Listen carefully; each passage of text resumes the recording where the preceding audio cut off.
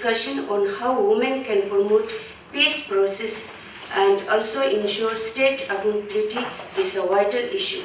13 years have passed since the United Nations Security Council resolution titled 1325, was adopted on 31 October 2000. So that was more than 13 years ago, followed by a handful of subsequent resolutions on women, peace and security.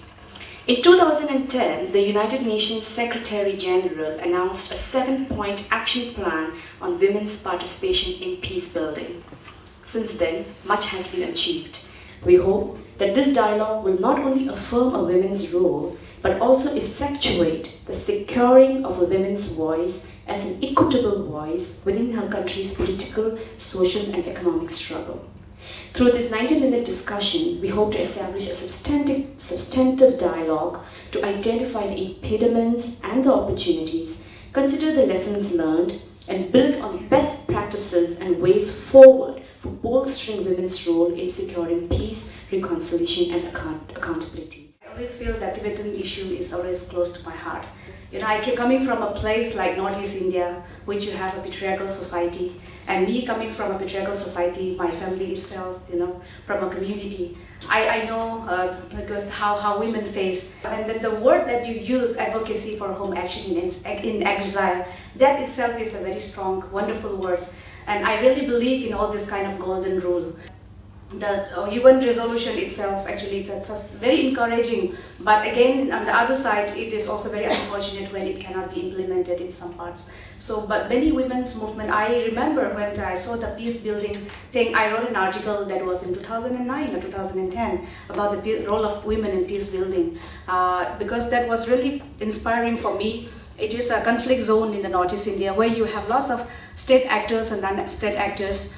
And then whenever there is war, it is never really good for women like us, because they are the one who suffered.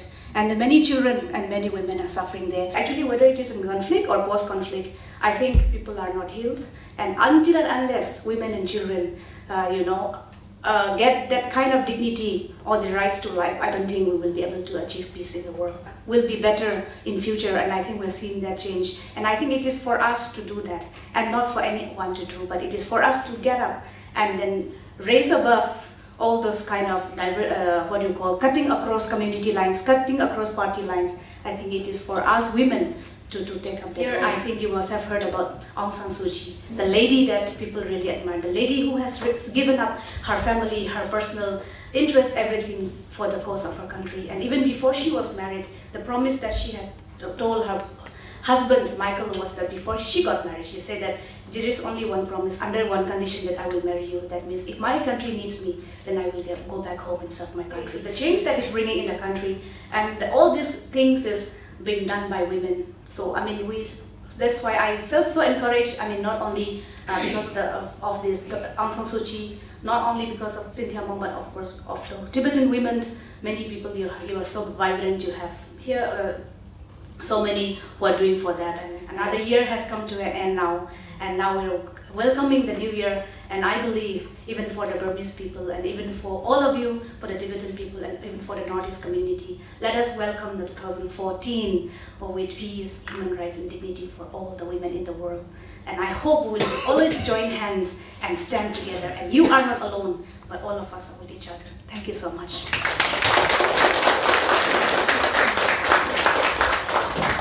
I feel humbled to be here in front of all of you. One is not born, but rather becomes a woman.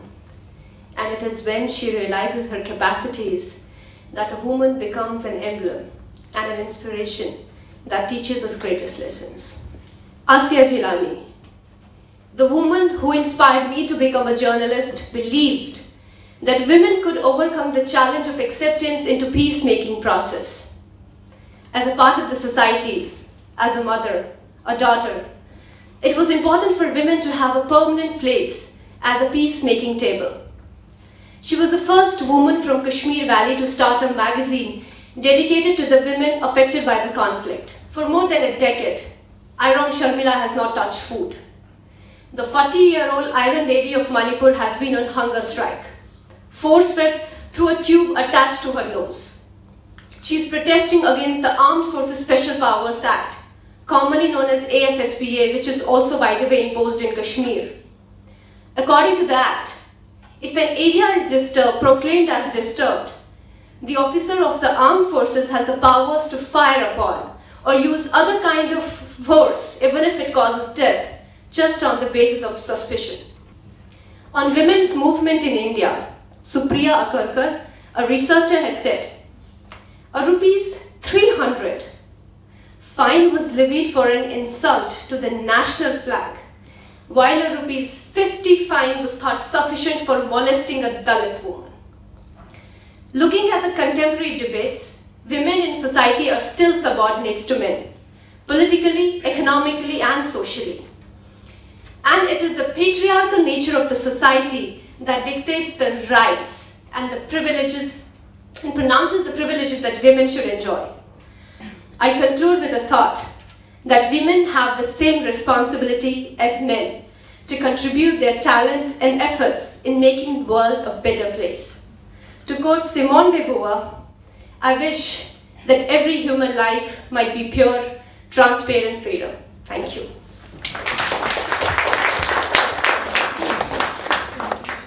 While we look at the conflicts in Burma, we see that some of the atrocities and violence has been carried out by men, largely by men, who have the authorities over the people. While on the other hand, one of the most successful and peaceful protests was led by a woman, Aung San Suu Kyi. In the light of this situation, would you say that men are more engaged in war, while women are more involved in peace building and reconciliation? And how does this reflect to the current scenario of the world where men are leading the people? Thank you. As far as Burma is concerned, yes, like you said, women are the one who are in the forefront to build peace, and then who are trying to work so hard to bring that kind of reconciliation, because women talk a lot about reconciliation, but I think it's a lot of things to do at the moment, so I cannot really say, but it has a lot of impact as far as Burmese women are concerned. There have been sisterhood, they have come together, but still it is in the process. So for other countries, yes, men might be speaking for women, so it may be much better, but as far as Burma is concerned, it is still a patriarchal society, like many of us in the Northeast. So it is a challenge, like I repeatedly say that though you have the UN resolution 1325, you have the action plan, but that is still not yet implemented in Burma. So it will still be a long, long way, and then I think people will still have to work hard, and that has to be really put up internationally so that their voices are being heard. We all say that 19th century and the 20th century were the century of wars and all that, and how 21st century is the century of peace, of dialogue, of education, of empowerment. But one of the things that we cannot undermine is the fact that 21st century has seen a lot of conflicts. And in all these conflicts, obviously, like how it happens in wars, during these conflicts, what happens is women and children become easy victims. I don't think there's statistics to prove the number of women and children affected, but it is also assumed that more number of women and children are affected during the 21st century or during the contemporary conflict, because it's not just physical violence that's there, but there's also something called the psychological violence. And also, very importantly, all of us are trying to fight against is sexual violence. So in terms of the gravity of the situation or the adverse effects that has a bearing on women and children, would you think the pre-21st century wars were more damaging, or do you think the present-day contemporary conflicts were more damaging, strictly in terms of psychological and sexual violence inflicted onto women? I was born and brought up in a conflict zone in Kashmir, which India claims to be an integral part and Pakistan claims to be the jugular vein, by the way. So it's being sandwiched between two nations, and how the impact of the militarization on the conflict has had an adverse effect on the psychological, the mindset of women and kids particularly. Most of the women or the kids, they're suffering from post-traumatic stress disorder, PTSD. It's like taking tolls on their lives. So what they do, they go to these shrines. They actually, even they just touch the walls of the shrines and then just they try to talk to them because they feel that this is the therapy for them. The young generation of the Kashmiris particularly, what they have done is like more and more women and kids and boys, they have started taking up the arts. So some of them, they actually paint so that they take out the anger, the frustration that they have been going on, that they have actually seen all their lives. And most of the girls actually, they have taken up art and writing, you know, they blog about their problems. Now you will see more people from Kashmir writing about their problems rather than people coming from international media. We have heard so much about women who fight for their own right of other women. But why does it always have to be like women, after gaining international acknowledgement, they have to go out, they are like taken out of their country. Like for example, Malala Yousaf, she was taken out of her country and she was given, like instead of giving protection in her own country. And both of you, like you are fighting for women's rights, but you are not in your own society, you are like in Delhi and fighting for them.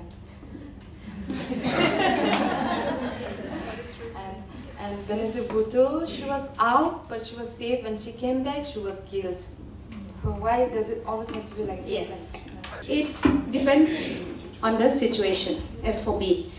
Because in Burma, not only Malala, but also in Burma, there is one girl. I mean, there are many stories, but I just wanted to tell about one girl whose life has become a threat because her house was burned down.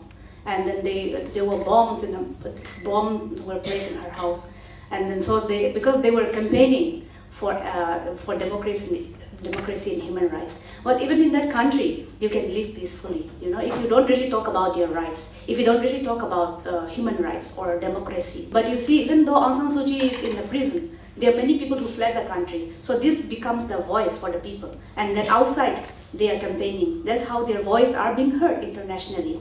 And as far as, yes, like you said, Malala is concerned, even her life is a threat. She was almost killed. I mean, so by God's grace, she was taken out of the country. But now she has become a voice again. And maybe one day, she will go home with dignity. And this is only what people expect. And I think they really dream to go back home. I wanted to expose myself to the different cultures because when you are in one place, you're caught in the well. You don't think beyond that. If you are the victims and you know there is some power that's actually victimizing you, but it doesn't take much time for victims to become the biggest victimizers when they get into the power.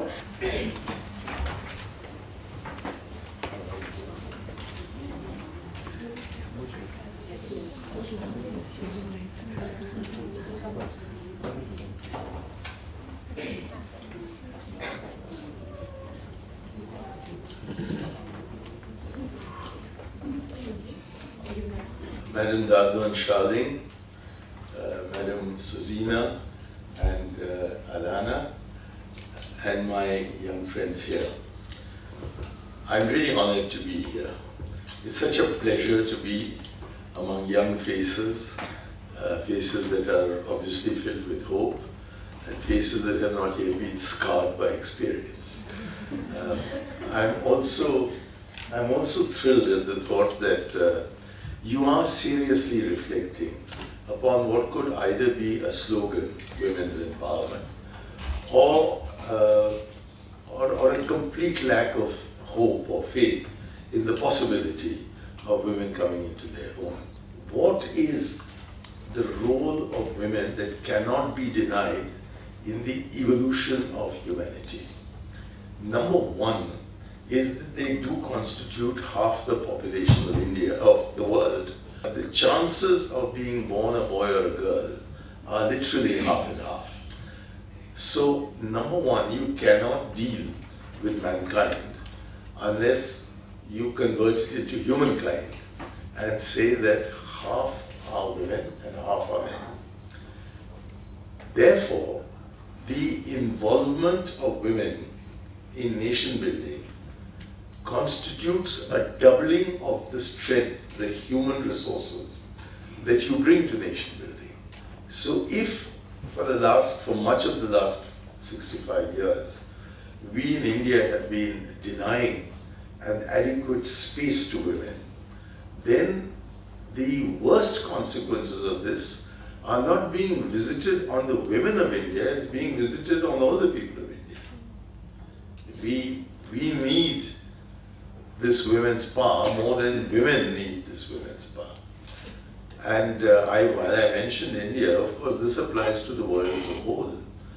And considering where women have reached since the Second World War, you need to understand how many of the prejudices that you are not living with were accepted as part of the human condition. In France, where they conducted a huge liberal revolution that all of us know about, in 1789, when the Bastille fell, the prison of the Bastille fell, and a slogan came up, liberté, which is liberty, égalité, which is equality, and then it said fraternité, which is brotherhood. In other words, the sisters were excluded. Probably the most important or the most seminal feminist tract was Simone de Beauvoir's book called The Second Sex. And she was a partner of Jean-Paul Sartre, who was perhaps the symbol of a new thinking in the 20th century. But describing his life with a very liberated man, she came to the conclusion that she was the second sex, because there was not equality among the sexes. So please remember that where you're at is a very, very new revolution. That even your mother, let alone your grandmother, or your great-grandmother, had no conception of even the level of liberty that you have. So this underlines the extent to which human progress since the time that about 60 million years ago when we became sentient human beings, from then till now, till your generation, women have been told their place. And that place has always been very, very much less than half in terms of anything to do with the mind or the personality or the contribution that apart from labor, women could make to the progress of humankind. So, where we've got now, after 60 million years, is approximately half of where we could have got to. And now that we can harness women's power to men's power, to make it human power, what we could achieve in the next 25, 30, 40 years is perhaps more than we have achieved in the last 60 million years. That's the first thing for you to fully recognize. Inequality has been justified by theology. It's justified by theology because the religions that sprang up in India all had a fundamental belief in karma. A theology of equality was pitted against an institution of inequality. Notwithstanding this, there was this institutionalized discrimination which Dr. Ambedkar personally suffered and which he saw as an indelible characteristic of Hindu society. That they may make adjustments, but fundamentally these guys are not going to change. And so he said that if you give democracy at the lowest level, then it will only be used by the dominant caste to make the exploitation of those who are below much worse than it earlier was. So we get continuity as well as change coming from the participation of women in our society. So therefore, I would say the first and most important step is political empowerment. To have institutions through which women can actually secure empowerment. And once women are empowered, they will of course have many different views. but they'll become participants in the process. And the mere fact that they're participating in the process will inject into the process those one or two qualities which women can uniquely bring, which is the consequences of child rearing. And that has many facets, and that a man can never provide. So not only do you double your strength, you increase it by more than twice, because there are many aspects of human living, human thought, and human experience which depend much more on the female side, on the yin than the yang. And that is why I think the meeting that you have organized today has, of course, specific significance for the Tibetan community, but it has a much larger general significance for all of humankind. And it's a significance not just for women, but for all of us. And because I was brought up by a single mother, and then was involved with the birth of 3 daughters, no sons, I spent most of my life with only one male for company, and that's my dog. The rest are people. And through this I've learned just how powerful women are, how influential they are, and how much you can get from them. And so an intellectual conviction has been reinforced by a personal conviction.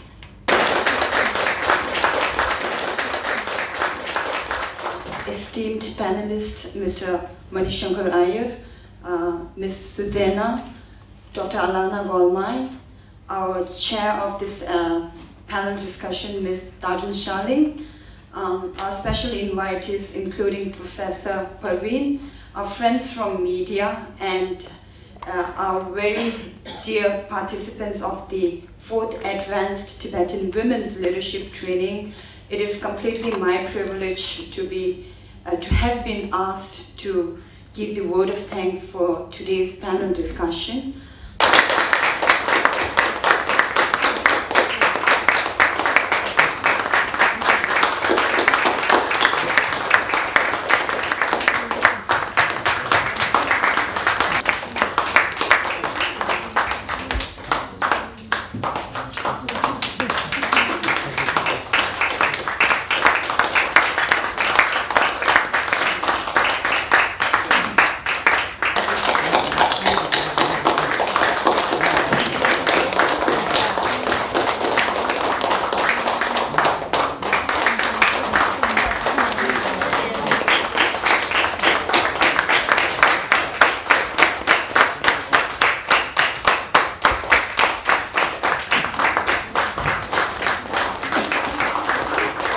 Dynamic group of participants that Tibetan Women's Association has been blessed yet again for the 4th time for the 4th Advanced Leadership Training.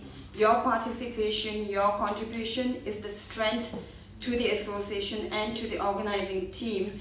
So we sincerely thank you from the bottom of our hearts for your participation, for your contribution, and for making this training a very, very successful one. Thank you all very much.